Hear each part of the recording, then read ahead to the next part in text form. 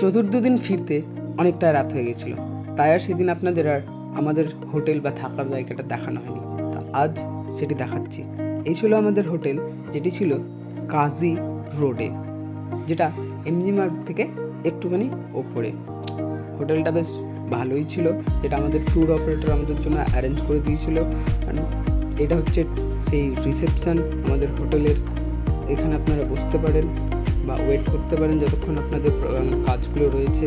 আর এই দিকটা হচ্ছে আমাদের হোটেলের ডাইনিং এরিয়া, যেখানে বসে আপনারা আপনাদের খাওয়া দাওয়া, দুপুরের খাওয়া দাওয়া, রাত্রিবেলার খাওয়া দাওয়া অথবা ব্রেকফাস্ট সেরে নিতে পারেন। আমাদের ক্ষেত্রে এই সবগুলোই প্যাকেজে ইনক্লুডেড ছিল। হ্যাঁ, এখান থেকে ভিউ অত সুন্দর ছিল না, বাট এই হোটেলের খাবার দাবার পুরোই বাঙালি খাবার দাবার ছিল। আপনাদের এখানে কোনো অসুবিধাই হবে না খাবার দাবার নিয়ে। আমরাও এখানে সেদিন হাজির হয়েছিলাম আমাদের পঞ্চম দিনের ব্রেকফাস্ট সেরে নিতে। ব্রেকফাস্ট সেরে নিয়েই আমরা আমাদের নেক্সট গন্তব্যের দিকে এগোতে থাকবো, নাথুলা। আর এই হচ্ছে আমাদের রুম।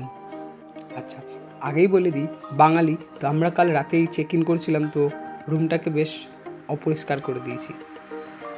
রুমটা বেশ রাত্রিবেলা পরিষ্কার পরিচ্ছন্নই ছিল, এখন যা দেখছেন সেটা একদমই নয়। এখানে একটা কাবার্ড ছিল জিনিসপত্র রাখার জন্য, এখানে আমরা আমাদের জিনিসপত্র রেখে দিয়েছি অলরেডি, যেহেতু আমরা একটা রাত অতিবাহিত করে নিয়েছি।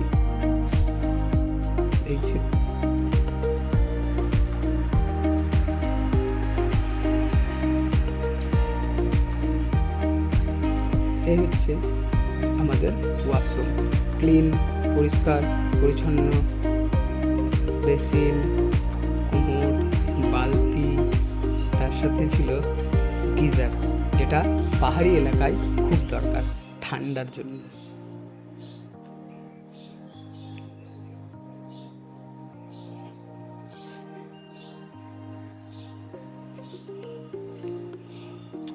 এখানে ছিল আমাদের দুজনের জন্য একটা বেড, পরিষ্কার দেওয়াল, খুব সুন্দর একটা কোজি স্টে বলতে পারেন। খুব খুব খুব ভালো একটা স্টে দিয়েছিল আমাদের ট্যুর অপারেটর। হ্যাঁ, রুমে একটা টিভি ছিল, কিন্তু টিভি চলেনি। আজ অবধি আমি কোনো হোটেলের টিভি চলতে দেখিনি বস, কেন যে থাকে কি জানি। मोहब्बत गई भाड़ में, हम आगे सिक्किम के पहाड़ में। নাথুলা যাওয়ার পথে মেঘের আনাগোনা দেখে আমরা আর নিজেদেরকে আটকে রাখতে পারিনি, তাই গাড়ি থেকে নেমে মেতে উঠেছিলাম ফটোগ্রাফি, ভিডিওগ্রাফি করার জন্য।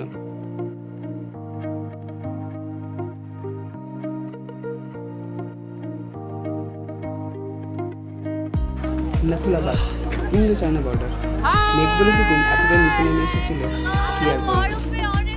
টেম্পারেচার 0 ডিগ্রি থেকে মাইনাসের পথে। আমরা খুব কষ্ট পাচ্ছিলাম, শুধু ভাবছিলাম আমাদের ইন্ডিয়ান আর্মি সেখানে কি করে থাকে আমাদের জন্য। সেই দিন নাথুলা পাস মন ভরে দেখতে না পারলেও অনেক গর্ব নিয়ে ফিরে এসেছিলাম বাড়ির উদ্দেশ্যে, বলতে পারেন গ্যাংটকের দিকে।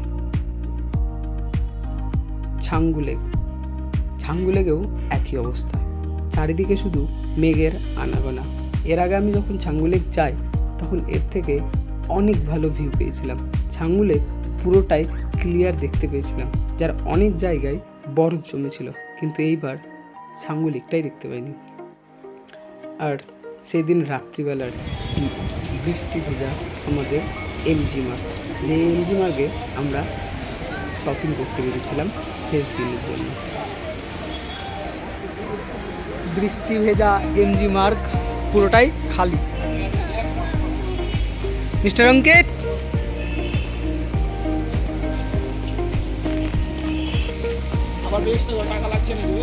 না এখনো লাগবে না। আই লাভ গ্যাংটক কা সেলফি পয়েন্ট।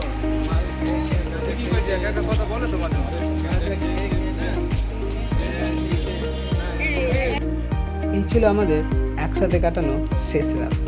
সেই শেষ রাতে আমরা চেষ্টা করছিলাম এই ছোট্ট খুদেটাকে নিয়ে একটু মজা করার। হ্যাঁ, বেশ মজাও হয়েছিল শেষ রাত সবাই একসাথে।